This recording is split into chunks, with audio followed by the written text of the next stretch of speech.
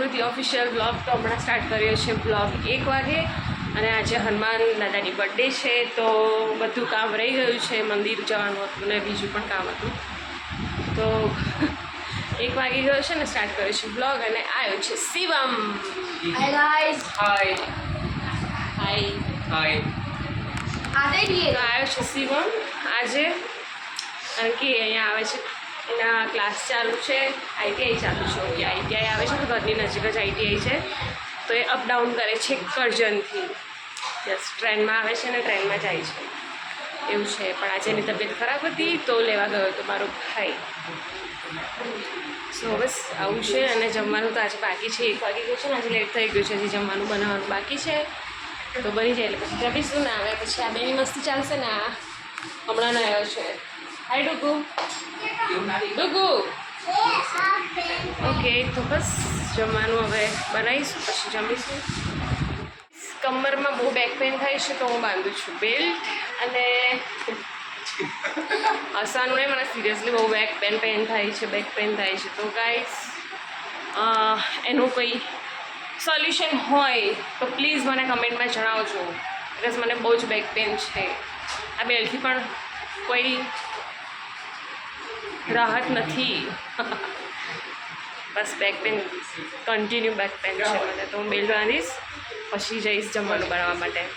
Okay, અને આવી ગયો છે ડુગુ કપડાં પહેરીને. ડુગુ હાય, वो फ्रेंड गया डुगू तुम्हारा, वो दोस्त गया. ઓકે, તો એને લાગી છે શરમ. સો આ બે જુએ છે જેઠાલાલ અને બધા બેઠા છે. હવે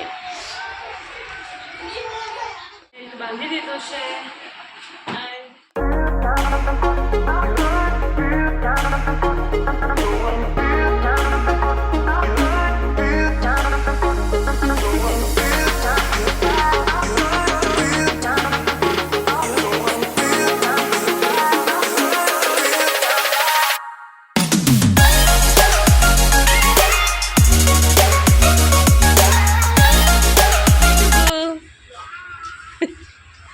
डुगू बाय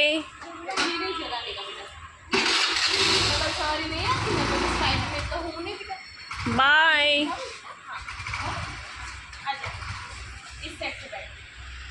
नहीं, दोनों साइड से बैठ सकता है छोटा बच्चा.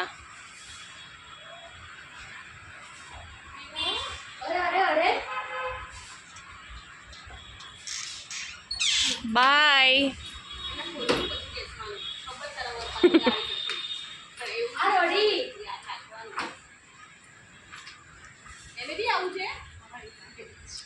જાઓ ને જલ્દી, ચલો.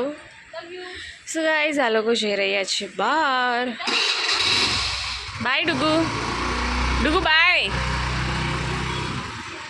સો ચલો એ લોકો તો જાય છે બહાર. હવે હું કરીશ આદુ. આદુ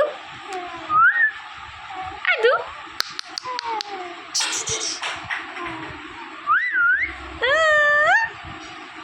વિવાની મમ્મી, ડુગુની મમ્મી અને ડુગુ 3 જણા ગયા છે બહાર અને હું વિવાન અને આધ્યા ઘરે છીએ. આઈ રહ્યો વિવાન અને આઈ રહી આધુ. બસ તો અમે લોકો ઘરે છે ને મમ્મી બનાવે છે જમવાનું, ડિનરની તૈયારી કરે છે. અત્યારે અડધી હતી તને સુઈ લીધી છે, સુઈ ગઈ છે જસ્ટ. હવે હું લાઇટ ઓફ કરીશ અને જઈશ કિચનમાં.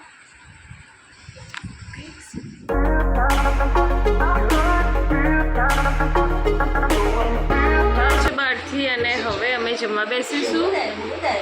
મળીશું નેક્સ્ટ વ્લોગમાં. ત્યાં સુધી bye bye, good night and subscribe, like, share કરવાનું ના ભૂલતા. એન્ડ પ્લીઝ કમરમાં જે મને દુખેશાનું સોલ્યુશન મને કોઈ હોય, ઘરેલું ઉપાય હોય તો પ્લીઝ મારી સાથે શેર કરજો બિકોઝ મને બહુ જ જરૂર છે. બિકોઝ મને બેક પેઇન સખત છે.